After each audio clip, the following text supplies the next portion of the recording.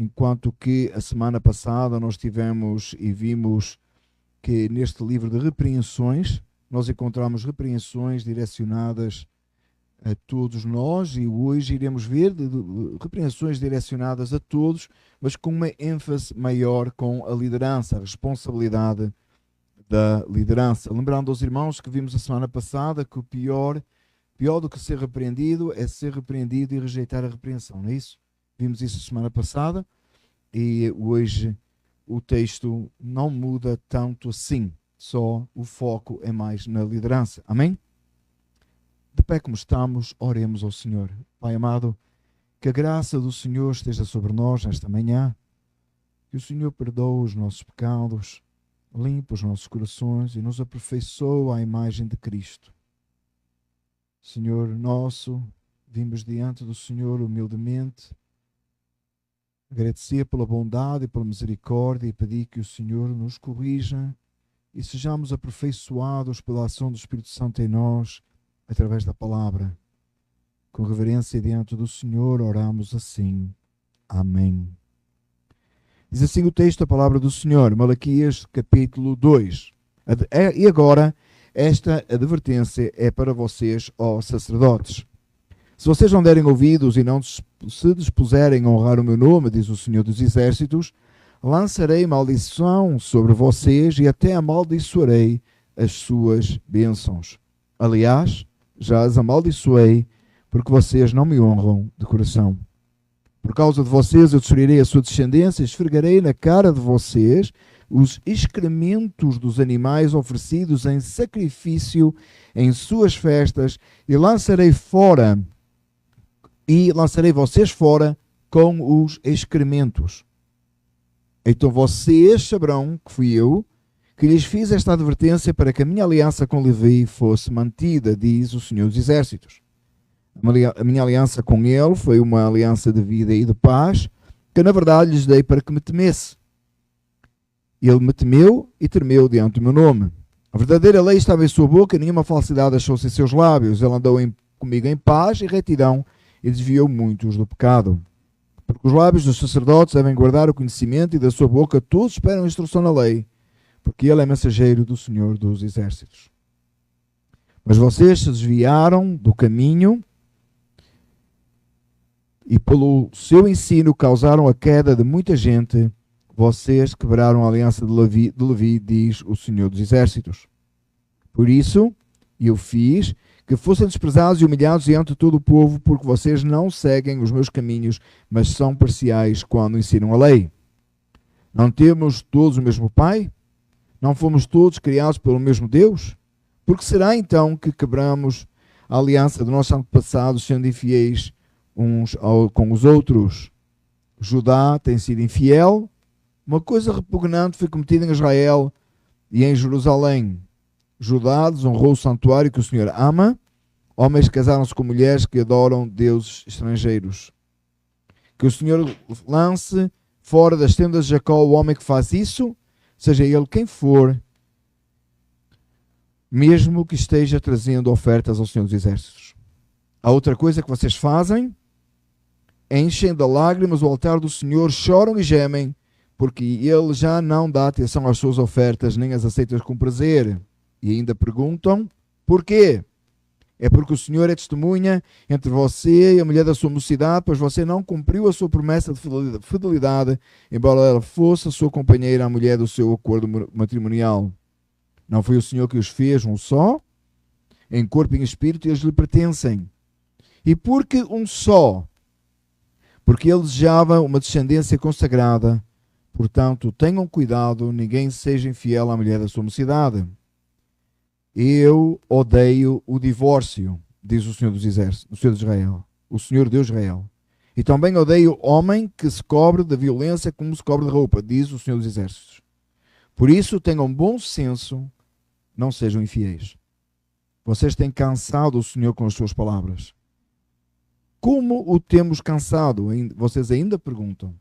Quando dizem, todos os que fazem o mal são bons aos olhos do Senhor e Ele se agrada deles.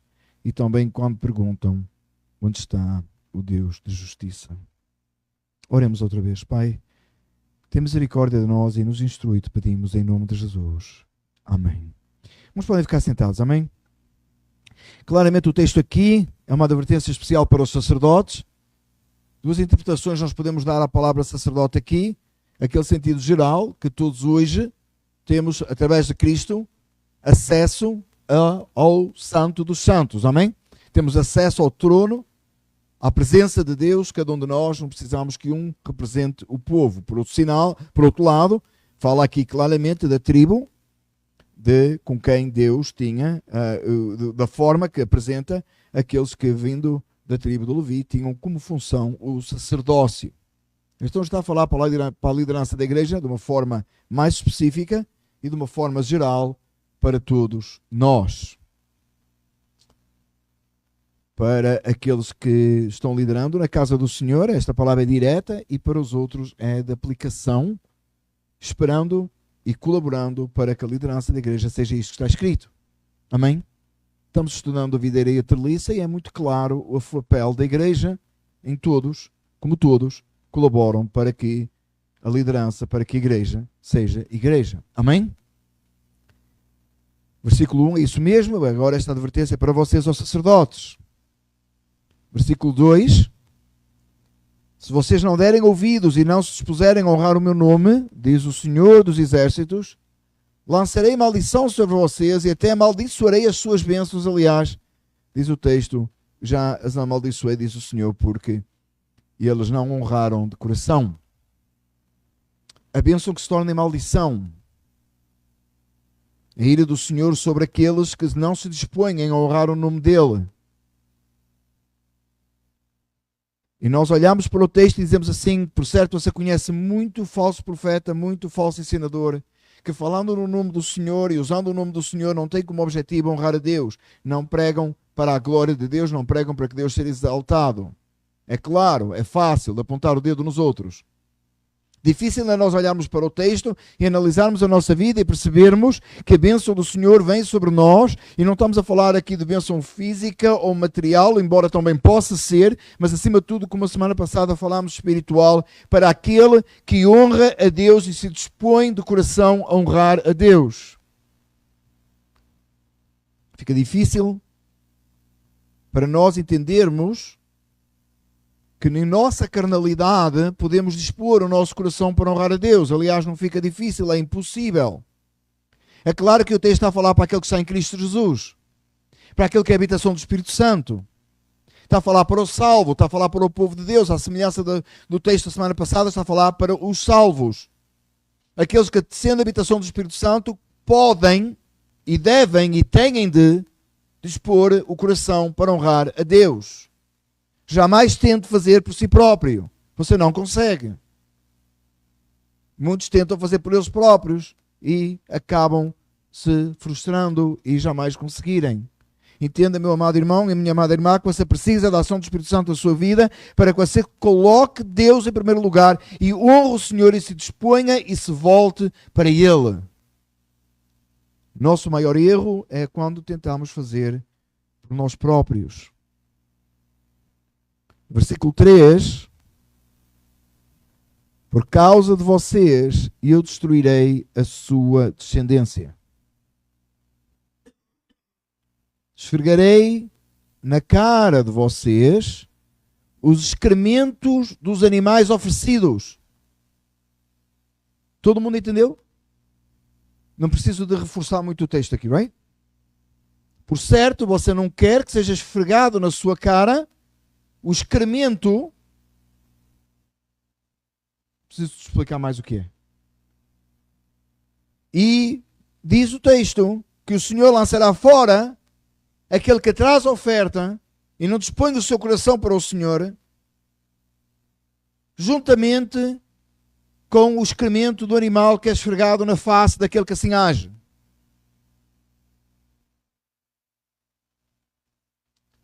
Eu não sei, meus amados irmãos, de onde é que as pessoas tiraram esse Deus que aceita qualquer coisa, que está tudo bem. Eu não sei de onde é que tiraram isso. De um Deus que não leva a adoração a sério, de um Deus que não leva a honra a sério. Prega-se um Deus tão fraco hoje, que se acomoda às pessoas e aceita qualquer coisa. Quando olhamos para a palavra do Senhor, e a adoração é tão séria, honrar a Deus é tão sério. Traga a sua oferta diante do Senhor, o seu louvor, a sua oferta monetária, o seu trabalho, a sua dedicação, mas traga como forma para honrar a Deus. Ou Deus está jogando fora você com a sua cara suja, suas vestes sujas, espiritualmente falando, comparado a excremento de animal. Meu amado irmão, que Deus tenha misericórdia de nós e que nós não estejamos cheirando a excremento de animal em nossa adoração, em nosso serviço a Deus. É assim que Deus vê. É assim que Deus vê. Interessante que a linguagem bíblica é tão dura e direta, não é? Nos dias de hoje é avaliado como politicamente incorreto.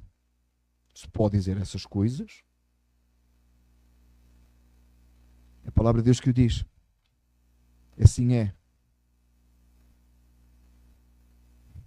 Versículo 4. Então vocês saberão que fui eu que lhes fiz esta advertência, para que a minha aliança com Levi fosse mantida. Porque é que Deus está fazendo isso? Porque é que Deus está enviando o profeta para falar essas coisas duras e até de uma forma claramente nojentas ao povo, aos sacerdotes, para que eles percebam que há uma aliança que Deus fez com Levi. Note que a aliança que o Senhor fez com Levi para que essa aliança seja mantida. O Senhor chamou uma tribo, o Senhor chamou para que eles fossem e servissem a Deus. Versículo 5, como é que é essa aliança? Uma aliança de vida e de paz, que na verdade lhes dei para que me temesse. A aliança não é de morte, a aliança não é de excremento de animais, a aliança não é de condenação, não é que a bênção só de condenação, não. A aliança é uma aliança de paz e de vida. A mesma coisa entendemos hoje, e claro que é uma aponta para a aliança, a última aliança, aquela que o Senhor fez, a aliança do Calvário. Amém? Ele fez uma aliança conosco que nós não podíamos fazer com Ele. Certo? Estamos mortos em delitos e pecados, Ele fez conosco. Essa aliança é de vida e paz, essa aliança não é de morte, ela é de vida eterna. Ela não é de guerra, ela é de paz com Deus, ela é de guerra com o mundo, por certo, que se opõe a Deus, mas é uma aliança de paz com Deus. Mas é uma aliança onde o povo teme diante da presença de Deus. Não é uma aliança que leva qualquer um a honrar como quer e fazer aquilo que quer. Uma das maiores acusações contra as doutrinas da graça, por aqueles que rejeitam, é que nós pregamos, supostamente, uma liberdade para pecar. Jamais. Não, jamais. Pregamos uma liberdade para temer. Temer a Deus. E não temer no sentido de ter medo, de estar apavorado, porque o amor lança fora todo o medo, mas um temer no sentido de respeito, de obediência e de honra. Honrar a Deus. Fazer como Deus disse. Fazer como Ele ordena, como Ele determina. Estamos estudando os decretos de Deus na escola dominical, que por certo ajudam a nós entendermos isso. Versículo 5 ainda, Ele me temeu e tremeu diante do meu nome. Meu amado irmão, minha amada irmã, quando nós dobramos os nossos joelhos em oração, ou quando em qualquer lugar você ora, ou sentado no seu carro você ora, ou onde você estiver, você ora, e você sabe o que significa tremer diante da presença de Deus, quando você sabe que há pecado na sua vida que precisa ser eliminado, e todos, que o salvo não vive em pecado, mas o salvo peca, e quando peca, ele treme, ele se envergonha, e ele fica diante do Senhor em humildade. A verdadeira lei estava em sua boca e nenhuma falsidade achou-se em seus lábios. Ele andou comigo em paz e retidão e desviou muitos do pecado. Trabalho dado aos líderes da igreja é que a verdadeira lei esteja em sua boca. Que a palavra de Deus seja pregada conforme está escrita do púlpito. Por isso, meus amados irmãos, que temos optado por pregar expositivamente, porque nos leva a passar por todos os textos e não dá para saltar o do excremento dos animais. Ou do temer a Deus. Para que a palavra seja pregada toda, a lei seja ensinada, a palavra de Deus seja anunciada de uma forma inteira. E nenhuma falsidade acha em seus lábios, não deixa deturpado, nenhuma coisa errada é dita, nenhum erro é atribuído ou falado ou omitido. Eu penso, talvez, amados irmãos, que o nosso maior desafio hoje não é quando você abre aqueles YouTube Shorts e vê, ou aqueles TikToks, e você vê aquelas pessoas falando grandes besteiras sobre Deus e sobre o reino de Deus. É mais, o meu maior problema, a minha maior dificuldade, e eu acho que o maior perigo é aquele que fala meia verdade. Não é aquele que fala uma besteira. Ouvi uma coisa muito interessante ontem, interessante de ridículo, que foi um fulano que disse que se o povo obedecer ao pastor, Deus obedece ao povo. Não importa quanto eu gosto disso, não é bíblico, não é verdade, não perco o meu tempo a rebater tal coisa, porque é tão idiota que não te cabe em lugar nenhum das escrituras, não gasto o meu tempo para falar sobre isso. Deus não fala isso em lugar nenhum. Aliás, a obediência aos pastores que diz lá na escritura tem nada a ver com isso, é para que eles não façam o trabalho gemendo, é pelo cuidado e o bem do próprio reino de Deus, da própria igreja, porque diz o texto, isso não vos seria útil. Amém, irmãos? É esse o sentido, tá? Da obediência aos pastores que a Bíblia requer. Tem nada a ver com Deus obedecer ao povo. Imagina. Eu não perco tempo com essas histórias, nem, honestamente. O que me preocupa a mim é meias verdades pregadas. Meias coisas ditas pela metade.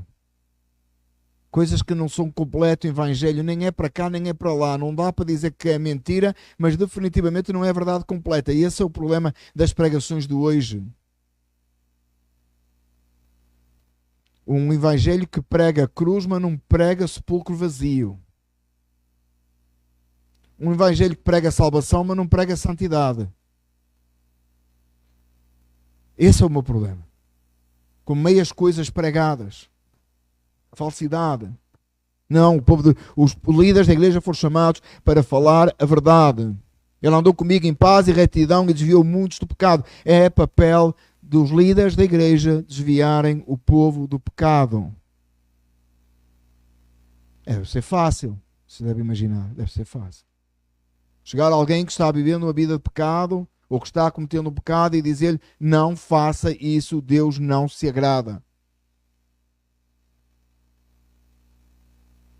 Como a gente dizia lá em Portugal quando era criança, há de ter muitos amigos. A pessoa que fala isso há de ter muitos amigos. Talvez é por isso, meus amados irmãos, que é considerado que o trabalho pastoral é aquele que mais isola a pessoa.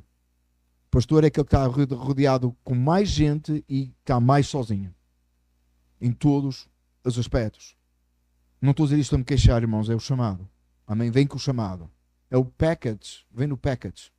A gente só não leu as letras pequeninas, não é? A gente quando recebe o chamado, a gente fica tão entusiasmado e tu não leu o que está escrito nas letras pequeninas, não é? Quando você assina um contrato. Vem com o chamado. Desviou muitos pecados, porque os lábios dos sacerdotes devem guardar o conhecimento e da sua boca todos esperam instrução na lei. O papel do povo é esperar do pastor, do líder, daquele do professor de comunicar, instrução na lei. Porque esse é mensageiro do Senhor dos Exércitos. Não aceite por menos que isso. Não aceito que os líderes da igreja não conheçam a Escritura, não sejam capazes de pregar. Não quer dizer que eles tenham as respostas todas no mesmo momento que você pergunta, mas qualquer um dos líderes da igreja tem que ser capaz de explicar e de ensinar a instrução na lei, porque ele é mensageiro, ele é chamado para ser mensageiro, porta-voz da palavra, falar o que está escrito. Quanto o povo de Deus hoje é ignorante, e muitos, pior ainda, os que preferem ser ignorantes. Dá menos trabalho. Dizia lá o poeta português que pensar é como andar à chuva, incomoda. Sei lá quem foi o fulano lá. Fernando Pessoa. Era uma pessoa que se chamava Fernando. Disse que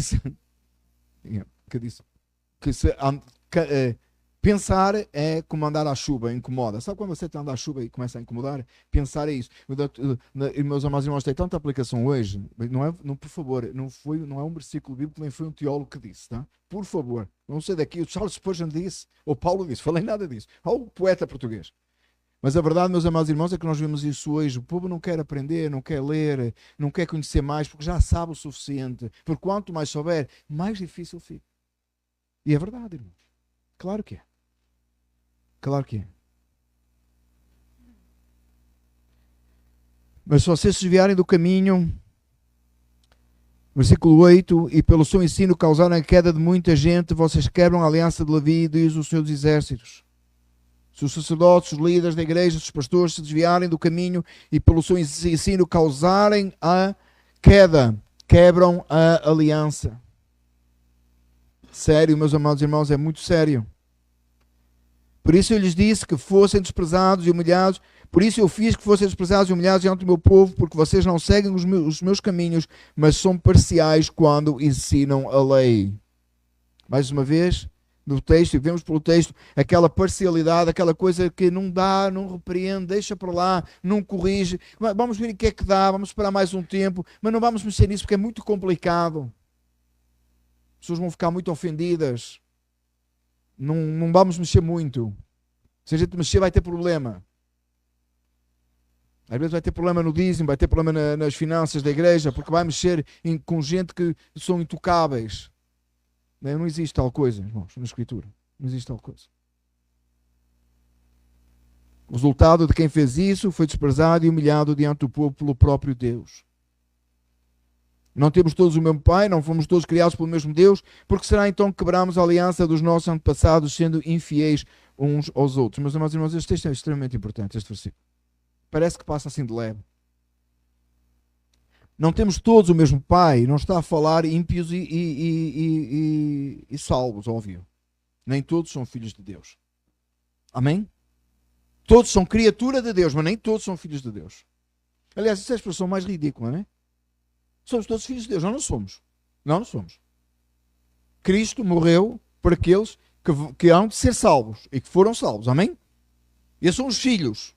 Adoção. É bíblico. Tá? Não foram todos adotados. Você não nasceu filho de Deus. Você nasceu criatura de Deus. E isso é muito importante. Aliás, nós somos contra o aborto, não é porque nós somos pro-life. É porque todos são criatura de Deus, à imagem e semelhança de Deus, o bebê no ventre da mãe. Não importa como foi concebido. É a imagem e semelhança de Deus. Certo? Então não é ser pro-life. É ser pró-Bíblia. É defender a criação. É defender a imagem e a semelhança de Deus no ventre da mãe. Seja lá como foi que aconteceu. Porque é imagem e semelhança de Deus. Amém? Então cuidado com expressões do género os crentes são pro-life. Eu tenho medo dessa expressão. Porque qualquer pessoa de bom senso é pro-life. O crente não é por essa razão. O crente é pela razão bíblica da imagem e semelhança de Deus no ventre daquela mãe. É muito mais do que isso. Mas aqui o texto diz, não temos todos o mesmo Pai. Está a falar para quem? Não fomos todos criados pelo mesmo Deus. Amém. Todos fomos criados pelo mesmo Deus. Todos têm o mesmo Pai. Quem? Porque vocês não se... Porque será então que quebramos a aliança dos nossos antepassados, sendo infiéis uns aos outros. Ele está a falar da aliança que Deus fez no passado com o povo dele lá desde Abraão. Essa aliança não mudou. É da mesma forma para honrar e glorificar a Deus. Porquê que isto é importante para os nossos dias hoje? Porque muitas vezes nós falamos de determinados assuntos na igreja e os irmãos dizem assim, isso é coisa lá do tempo da reforma. O pastor é muito velho, é muito quadrado. Já está acabado. Agora vamos fazer diferente. E a gente olha lá para trás e vê como é que havia uma linha. E, meus amados irmãos, nós vivemos um tempo muito abençoado. Lamentavelmente, como eu falei a semana passada, somos a pior geração de crentes que já viveu na Terra, mas era para ser a melhor. Porque nós temos 2000 anos de história escrita. Escrita. De como é que a igreja tem que se parecer. Não é 2000 anos. Right? O livro de Atos. Começa desde lá. A gente sabe com o que é que a igreja tem que se parecer. A gente sabe o que a gente tem que fazer para honrar a Deus. A gente, além de ter a Escritura, que é a nossa fonte de fé e prática, amém? A gente tem uma tradição inteira. Os antepassados nossos fizeram desse jeito. Eles glorificavam a Deus, eles temiam na presença de Deus. Hoje vai ser locais onde se chama culto, parece uma boate, irmãos. Luzes, fumo, pula, salta. Desrespeito na presença de Deus. Vocês assim, é porque o pastor é reformado, ele é conservador mesmo, tem esse jeito assim. Acha, irmãos? Mas eu quero que você entenda uma coisa. Uma das minhas maiores fraquezas é música. Põe a tocar aí os Pink Floyd, você não imagina a pressão que eu fico. Alguns irmãos nem sei o que é o Pink Floyd, conheço a Pantera Cor-de-Rosa. Agora os Pink Floyd, faz um favor. Você não faz ideia o que é. Música gosto eu só não sei cantar. Você perceba isso, irmãos. Há coisa que não é jeito de adorar a Deus, há coisa que não é para fazer na presença de Deus, há coisa que não é para estar, não é para ser. Faça coisa com ordem, com respeito, com dignidade na presença do Senhor, fazendo o melhor para Deus de uma forma bonita. Mas assim não atrai ninguém. Quem é que você está a querer atrair? Porque quem atrai é o Espírito Santo de Deus. E converte. Não precisa de mudar o modelo de igreja para converter ninguém, porque quem converte é o Espírito Santo de Deus. O senhor imagina quem eu era? Cabelo comprido, uma barba esquisita, jeans rasgados atrás, moto, e vou parar por aqui que os meus filhos vão usar isso contra mim.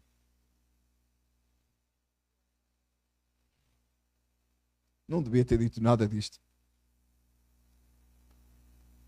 E a igreja que eu pertencia era bem conservadora.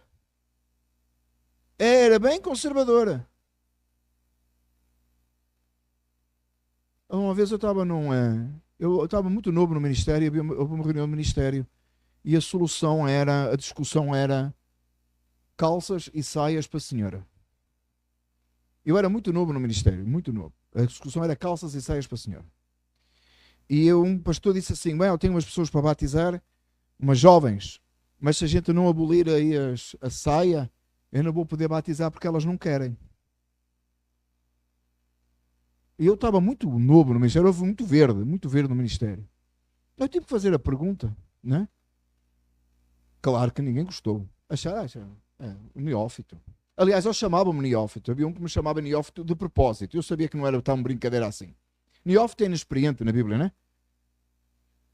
E eu disse, mas a pessoa está a querer ser batizada por Cristo ou por causa das calças e das saias? Se a gente abolir isso, a gente vai batizar. Mas a pessoa está convertida.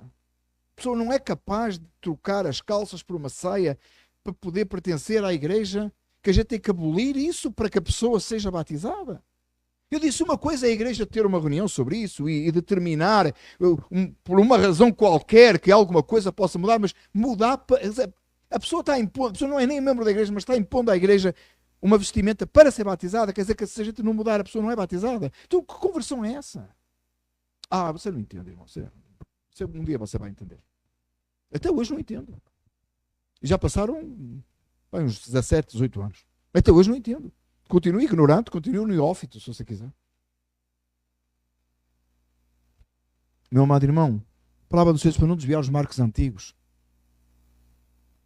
Meu amado irmão, aquilo que se fazia antigamente, de um jeito ou de outro, hoje tem microfone, tem tela, e tem umas coisas assim, não tem problema, irmãos, mudar essa configuração, mas a essência da adoração não pode mudar, irmãos, porque Deus não muda. A forma de nos prostrarmos reverentemente diante do Senhor não muda. Porque você lê a Bíblia no telefone, Deus não lhe mandou um text message. Deus fala no coração, um coração convertido que se volta para Ele. Porque a gente tem meios hoje muito mais fáceis de fazer as coisas, significa que nós temos que fazer as coisas antigas de uma maneira melhor. Porque hoje todo mundo na igreja sabe ler e escrever, significa que nós podemos servir a Deus melhor. Não significa que nós mudamos a forma de adorar. Não mudamos o valor da ceia do Senhor, não mudamos a forma do batismo, não mudamos a forma de cantar, não mudamos a forma de nos apresentarmos diante do Senhor, de santificarmos, de buscarmos a Deus. Estão mudando a forma. Que o Senhor nos guarde. Que o Senhor nos guarde. Sair de locais onde esperam que o pastor morra para poder mudar os costumes. Não é aqui, irmãos. Espero eu. Mas sei deslocar-se assim. Está o pastor morrer, faz o funeral, muda os costumes na igreja. Quem mudou? Deus mudou? Ninguém se questiona porquê?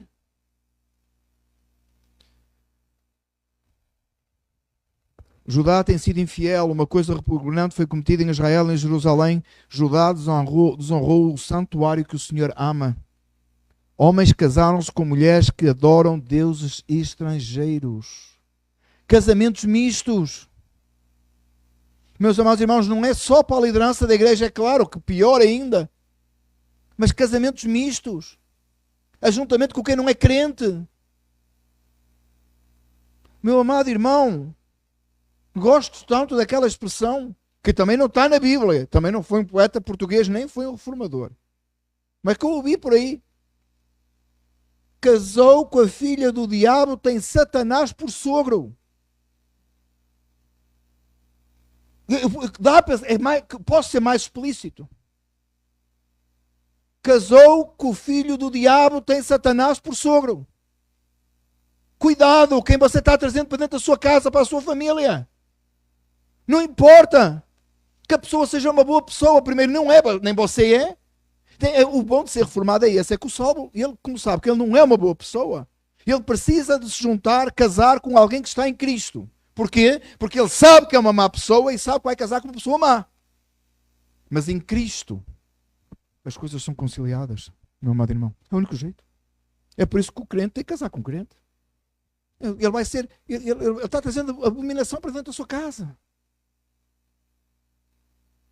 Quando dois, lembra do livro? Quando dois pecadores dizem sim. Eu gosto tanto desse livro, desse tema. Porque a verdade é isso. No casamento é isso. Dois pecadores juntam-se e dizem sim um ao outro. Por causa de Cristo. E por causa de Cristo, esse casamento prevalece. E nada derruba. Por Cristo. Agora, se não está em Cristo, não dá. Não dá. Foi eu que inventei, está na Bíblia. Isto é a tua expressão do lado do diabo com do sogro, não é?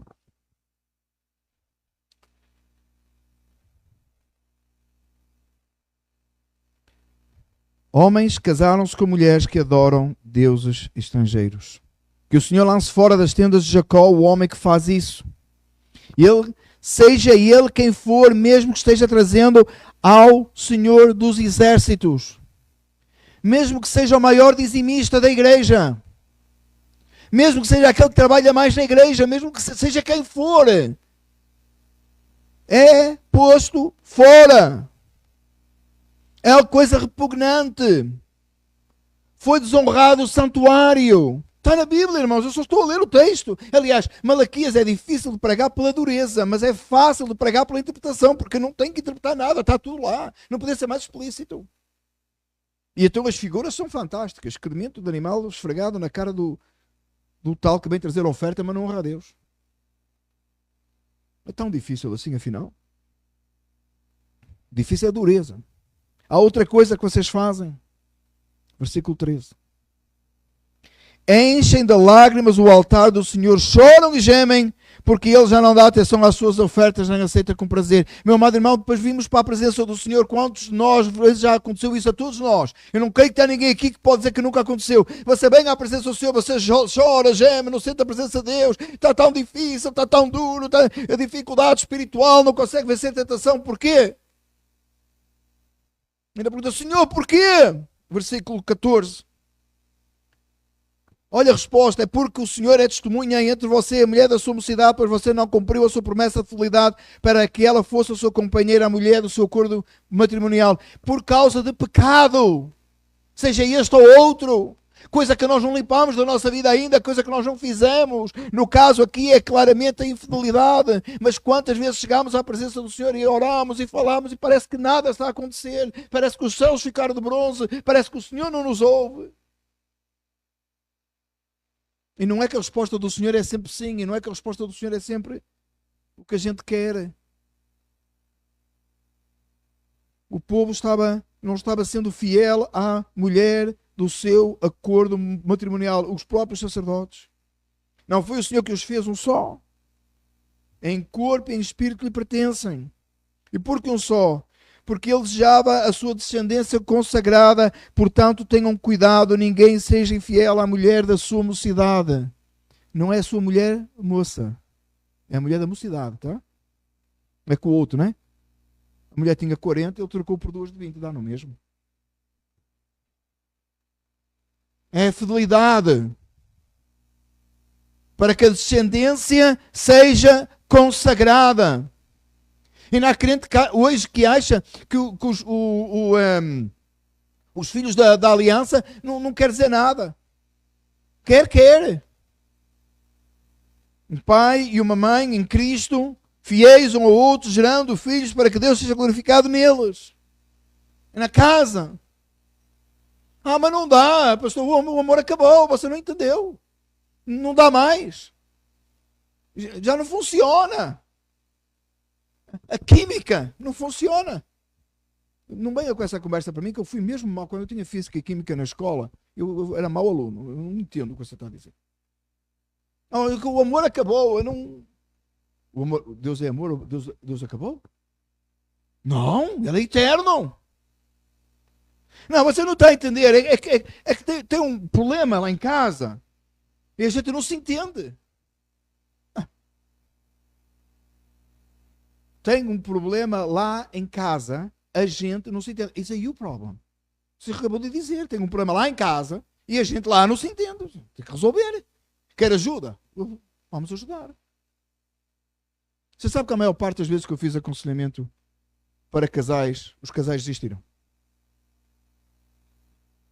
Em 15 anos de ministério, a maior parte das vezes que eu tentei fazer aconselhamento para casais, os casais desistiram. Porque na hora que começa a tocar em determinados assuntos, e eu nunca entrei no assunto lá em casa quem lava a louça, ou põe o lixo fora.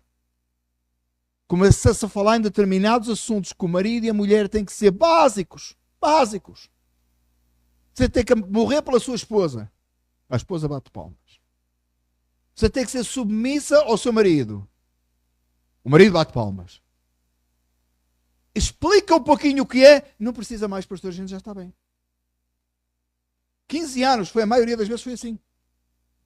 A maioria das vezes. Começa a mexer dentro o que é que isso significa. E não tem nada a ver com quem põe o lixo fora ou como é que gera o dinheiro, nem nada. Começa a trabalhar em algumas áreas. Já não é preciso, já está resolvido. E a maioria dos casos não está. E a maioria dos casos não está. Versículo 16. Você pode olhar comigo o versículo 16? Que parece que esse versículo hoje tem várias interpretações. O Senhor diz assim. 4 palavras. Você consegue olhar comigo? E eu... Quem? Eu quem? Deus. Odeio. O que significa odeio? Não amo, não quero, repudio, rejeito, abomino. Amém? É o divórcio. Quão difícil é para o povo de Deus em 2025, depois de 2000 anos de história da igreja, depois de estar escrito na Bíblia, ainda não entendeu que Deus odeia o divórcio. Divórcio não é coisa para crente. Quão difícil é de entender este texto. Não, mas você não entendeu. Vai lá outra vez, se calhar não entendi. Eu odeio o divórcio. A que ponto? A que ponto é que Deus odeia o divórcio? Está no texto também. Diz o Senhor Deus de Israel. E também odeio homem que se cobre de violência como se cobre de roupa, diz o Senhor dos Exércitos. Ao nível de alguém que se cubra de violência como se cobre de roupa. Deus abomina, odeia o divórcio. Não é coisa para crente. Não, mas em algumas circunstâncias. O que vai para aí de denominações, irmãos, abrindo exceção. Não, mas lá nos bailós diz que se for não sei o quê, se for por mais não sei quanto, se for mais não sei o quê. Que coisa, irmão, Deus abomina o divórcio, acaba com isso. Acaba com isso. Tirar esse pensamento da nossa cabeça, irmãos, de uma vez por todas. A solução principal, a função principal é esta. O casal crente, quando casa, já pôs na sua cabeça que divórcio não é uma opção. E vai viver em cima dessa verdade. Agora, aquele que chegou a Cristo tem mais dificuldade. Claro. Mas se agora que está em Cristo e sabe a verdade, sabe que Deus abomina o divórcio, todos os dias clama a Deus e diz: Senhor, ajuda-me. Senhor, ajuda-me. Mas, pastor, mas você não está a entender. E qual é a solução? A solução é Cristo, irmãos. A solução é chegar aos pés do Senhor. Seja fiel ao Senhor e Ele vai ajudar você no seu casamento. Ele vai ajudar você a enfrentar as dificuldades de cada dia. Todas elas. A nossa esperança é Cristo, irmãos. Nós não estamos perdidos na frase eu odeio o divórcio. O Espírito Santo habita em nós e nos faz amar o nosso cônjuge ao ponto o homem de morrer por a esposa e a esposa ser capaz de ser submissa ao marido. Você não está sozinho. Para com essa fraqueza. O crente hoje é um fraquinho. Olha para o texto e diz: não dá. Mas esqueceu que tem o Espírito Santo. Ele esqueceu que não está só. Ele esquece. Como é que acontece isto, irmãos? Parece que a gente esqueceu da cruz. A gente esquece que o Senhor nos promete que está connosco até ao fim dos tempos. Ele nos promete vida eterna. Mas o crente hoje, ele fraqueja em tudo. E ele olha para aqui e diz: não dá. Versículo 16. Faz tanta falta hoje. Por isso tenham bom senso. Hoje há tanta falta de bom senso. Não sejam infiéis. Não seja infiel, irmão. Não seja fiel a Deus. Claro que está a falar diretamente do teu casamento. Não seja fiel no casamento, claro. Não seja infiel. Vocês têm cansado o Senhor dos Exércitos com as suas palavras. Como o temos cansado? Cansar a Deus, irmãos. Quando dizem todos os que fazem o mal são bons aos olhos do Senhor e Ele se agrada deles, e também quando perguntam onde está o Deus de justiça. Duas formas de cansar a Deus. É dizer: não, está tudo bem, todos são bons, toda a gente é boa. É a sociedade que o molda, né? Nasceu em pecado, irmão, que é bom nada. Deus salva a todos, Deus ama a todos, está tudo bem. Não está não, não está não. Para de se enganar. E de que outra forma é: onde está o Deus de justiça? Vamos terminar o texto. A mensagem, eu tinha muito mais para dizer, mas irmãos devem imaginar. Mas vamos a Tito 2, 7 e 8 para terminar. O texto que o presbítero leu de abertura. Em tudo seja você mesmo um exemplo para eles. Paulo falando a Timóteo. Fazendo boas obras. Em seu ensino, mostre integridade e seriedade. Use linguagem sadia, quanto a qual nada se possa dizer, para que aqueles que se oponham a você fiquem envergonhados por não poderem falar mal de nós. Isto é requerido dos líderes da igreja. Este exemplo em todas as coisas. Não ser capaz, ser possível de apresentar nada. Tudo que for apresentado são falsas acusações, são mentiras de Satanás. Isto é requerido dos líderes da igreja. Vocês assim, você que está nesta manhã, neste lugar, diz assim: mas eu não sou líder da igreja, como é que eu faço?